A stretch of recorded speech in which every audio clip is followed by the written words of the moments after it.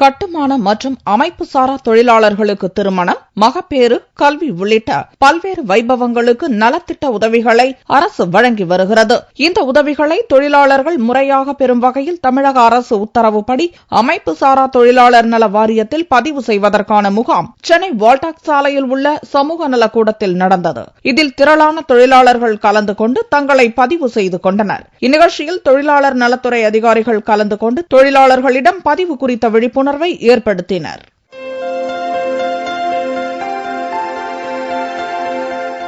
சென்னை பிராட்வேயில் அமைந்துள்ள பாரதி மகளிர் கல்லூரியில் படிக்கும் மாணவிகளின் திறனை வெளிக்கொண்டு வரும் வகையில் நவபாரதி நுண்கலை விழா நிகழ்ச்சி புதன்கிழமை அன்று தொடங்கியது. 3 நாட்கள் நடக்கும் இந்நிகழ்ச்சியில் முதல் நாளன்று மாணவிகளுக்கு இசைப்போட்டி நடத்தப்பட்டது. நடுவராக காயிதே மில்லத் மகளிர் கல்லூரியின் முதல்வர் சீதாலட்சுமி கலந்து கொண்டு போட்டியில் வெற்றி பெற்றவர்களை தேர்ந்தெடுத்தார்.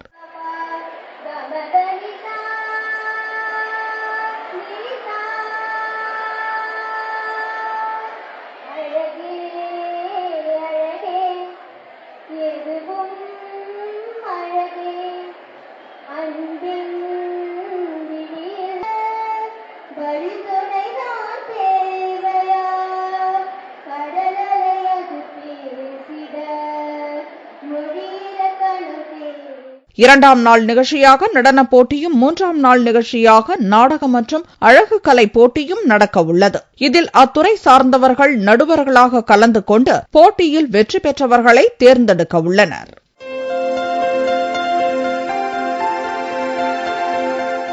தமிழ்நாடு மாவட்ட வேலைவாய்ப்பு மையம் சென்னை ராணிமேரி கல்லூரியுடன் இணைந்து ஒருநாள் கருத்தரங்கை புதனன்று நடத்தியது.